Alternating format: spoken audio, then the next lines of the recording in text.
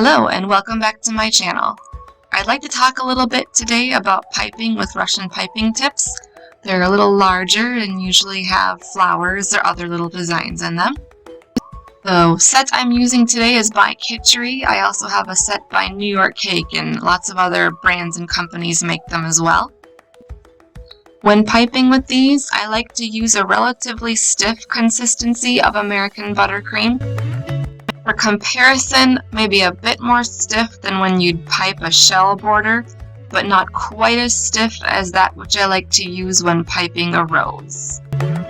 Squeeze a little bit out to anchor the flower to the cupcake and hold steady pressure as you pull straight up, gradually releasing it.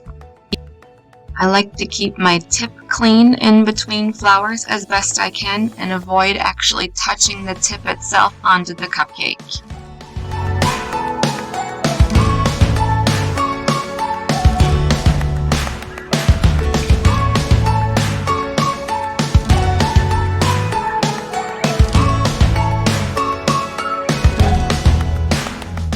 I'm adding leaves with a tip 352 to fill in all the gaps between flowers.